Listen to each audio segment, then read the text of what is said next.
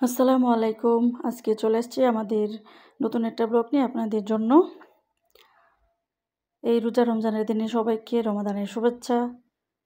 এই রোজা রেখে আমার আব্বা দেখেন কিভাবে বীজ বপন করার জন্য মাটিগুলা প্রক্রিয়াজাত করতেছে। তো এই মাটিগুলা সুন্দর করে খুলে নাড়াচাড়া করে এক একটা টবে আবার নতুন করে এই মাটিগুলা রাখছে, যাতে ভালোভাবে বীজ রোপণ করতে পারে, বীজগুলা যাতে সুন্দরভাবে উঠতে পারে, বেড়ে উঠতে পারে।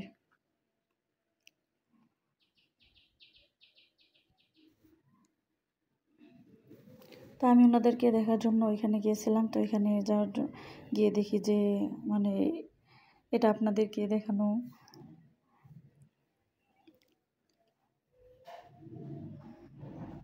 তো সাথে সাথে আমি সবাইকে দেখানোর জন্য মোবাইলটা নিয়ে আসলাম। তো ভিডিও করে ফেললাম যে না, আমি সবাইকে দেখাবো যে আমার আব্বা কত কষ্ট করে যে এই গাছগুলোর জন্য। ওনার বাগান অনেক প্রিয়।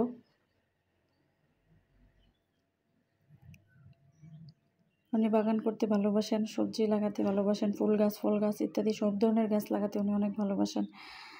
তো গাছগুলো, আগের গাছগুলো পুরান হয়ে গেছে, নষ্ট হয়ে গেছে। তো নতুন করে গাছ লাগানোর জন্য উনি আবার মাটিগুলোকে প্রক্রিয়াজাত করতেছে।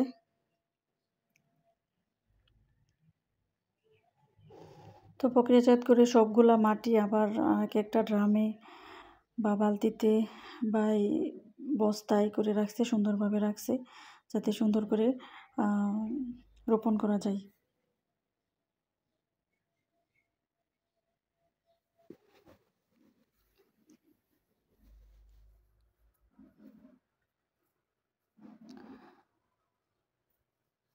উনি এই কাজগুলা ভালোবেসেই করে, কোনো তিক্ততা নিয়ে করে না। এসব কাজ করতে উনি অনেক ভালোবাসেন। যে একটা গাছ লাগানোর জন্য উনি অনেক পরিশ্রম করেন আর গাছের অনেক যত্ন করেন। সকাল বিকাল 2 বার করে পানি দেয়। একটা একটা গাছের চারা একটা বাচ্চাকে যেভাবে ঠিক লালন পালন করে, ঠিক সেভাবেই একটা গাছের চারাকেও তিনি ঠিক সেভাবেই লালন পালন করেন।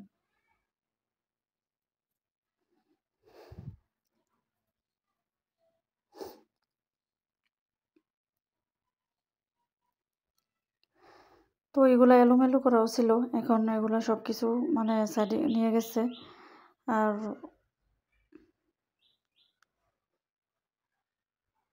কতগুলা বীজ লাগাইছে, কতগুলো আগে লাগানো ছিল, চারা উঠতেছে আরও উঠবে, এরকম। তা আপনারা যদি কেউ বাসায় ছাদ বাগান করতে চান, সবজি বাগান করতে চান, তাহলে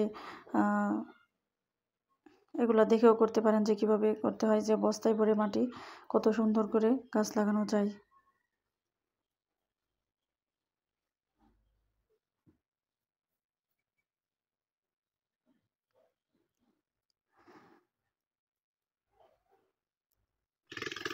তো আমি আপনাদেরকে এতটুকু দেখানোর জন্য ভিডিওটা করছিলাম। তো এই রোজা রমজানের দিনে সবাইকে শুভেচ্ছা আবারও। সবাই ভালো থাকবেন। আল্লাহ হাফেজ। আসসালামু আলাইকুম।